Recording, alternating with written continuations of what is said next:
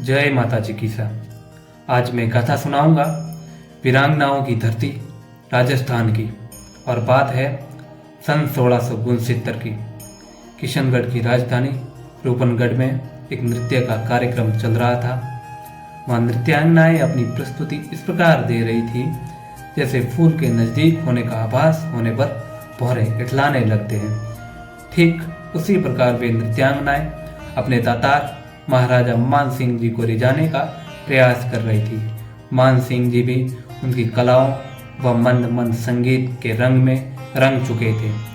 तभी दौड़ता हुआ एक संदेश वाहक आता है और एक संदेश राजा जी के हाथ में थमा देता है।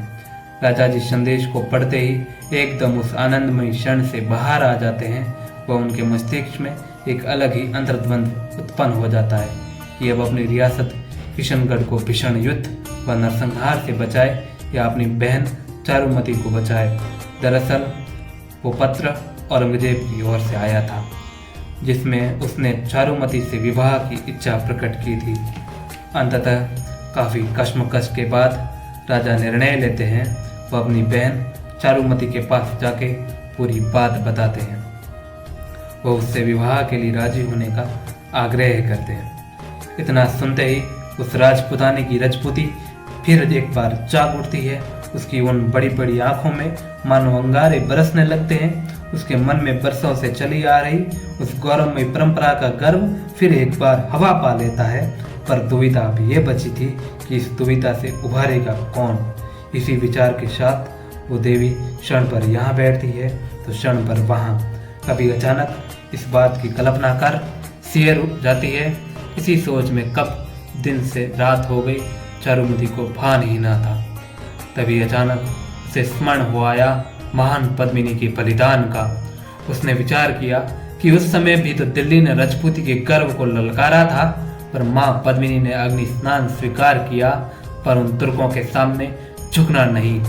पर एक क्षण उस समय भी तो जौहर से पूर्व कई सूरमाओं ने अपने मुंड कटवा दिए थे। राजकुमारी के मुख पर हल्की सी मुस्कान के कारण लकीरें पड़ गई थी।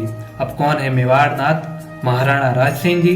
अब मुझे उस यमन से वे ही बचा सकते हैं। वो सोचती है कि क्यों ना मैं उनसे ही विवाह कर लूं।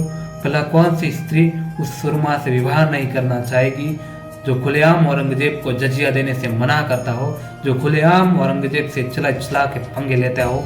इसी विचार के साथ चारुमती ने दूत को बुलाकर राणा जी को संदेश भेज दी है कि मैं तो अब आपको अपना प्राणनाथ मान चुकी हूँ। अब आप ही मुझे बचा सकते हैं। जिस प्रकार कृष्ण ने रुक्मणी को शिशुपाल से बचाया था, आप भी मुझे बचा लीजिए। यह पत्र जब राणा जी की सभा में पहुंचा तो सरदारों से सलाह मशवरा के बाद यह तय हुआ कि राज सिंह का विवाह चारुमती से होगा। यह संदेश औरंगजेब को मिला तो उसके अंदर का नीचपन और भी नीचा होकर के बोला और उसने अपनी सेना को तैयार होने का आदेश दिया।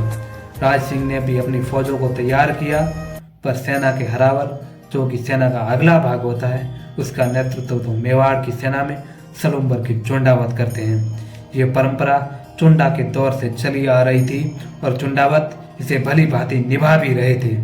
पर कुछ सरदार राणा जी के पास आते हैं कि सलुम्बर के सामंत रतन सिंह का विवाह तो अभी अभी हुआ है, इस समय उन्हें युद्ध के लिए आमंत्रित करना उचित नहीं होगा। राणा जी कहते हैं कि एक राजपूत के लिए युद्ध का न्योता विवाह से कहीं अधिक महत्व रखता है और वो भी चुंडावतों को युद्ध में बुलाने से मना किया जा रहा है जिन्होंने मेवाड़ की आन बान और शान में अपनी पीढ़ियां खपा दी हो। इसी के साथ युद्ध का न्योता सलुम्बर पहुंचता है। सलुम्बर ठिकानेदार रतन सिंह अपनी नवविवाहित पत्नी हरिरानी सहल कंवर के प्रेम में मग्न अपने महलों में आराम फरमा रहे थे।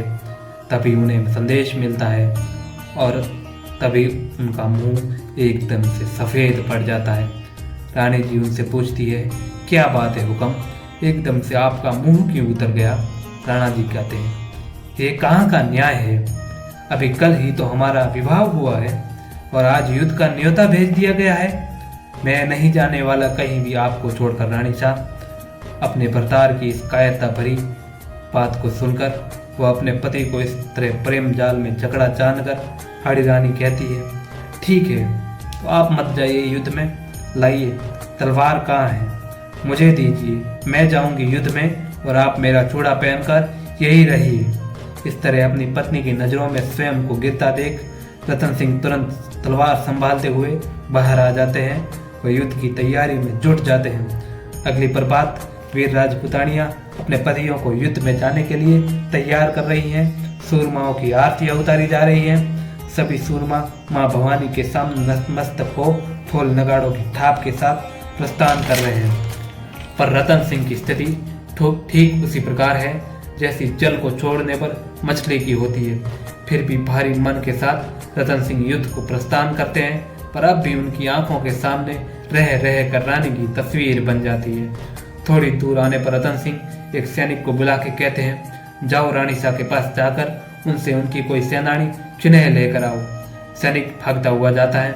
खमा गणी रानी सा, घणी खमा, बताओ कई बात है, समर चढ़ियोड़ा पासा की कराविया।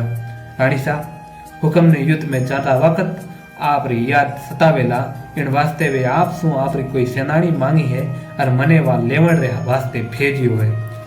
सैनिक से रतन सिंह की मनोव्यथा सुन हाड़ी रानी को भान हो गया था कि रतन सिंह का जीव अब तक रानी में ही रम रहा था। भला कौन पत्नी चाहेगी कि उसका पति इस प्रकार कर्तव्य विमुख हो। तब कुछ क्षण मन में विचार कर उसने सैनिक को सेनानी रखने हेतु थाली लाने को कहा। ज्यों ही सैनिक थाली लेकर आया ही था कि रानी ने सैनिक की तलवार खींच ली। सैनिक कुछ संभल पाता उससे पहले हाड़ी रानी का सिर उस थाली में सजा हुआ था। ये सेनानी रतन सिंह के पास ले जाई गई। रानी का सतत कटा सिर देख कुछ क्षण तो उदासी छा गई, पर बाद में एक नए उत्साह के साथ रतन सिंह ने सेना को आगे बढ़ने का आदेश दिया, क्योंकि कर्तव्य विमुख रतन सिंह को रानी ने एक पाठ पढ़ा दिया था। पाठ देशभक्ति का, पाठ स्वाभिमान का और पाठ बलिदान का। इस युद्ध में रतन सिंह रानी के सिर को गले में बांधकर इस प्रकार जूझे कि शत्रु सेना को भाग खड़ा होना पड़ा, पर रतन सिंह उस युद्ध में खेत रहे। जय मां भवानी, जय हाड़ी रानी।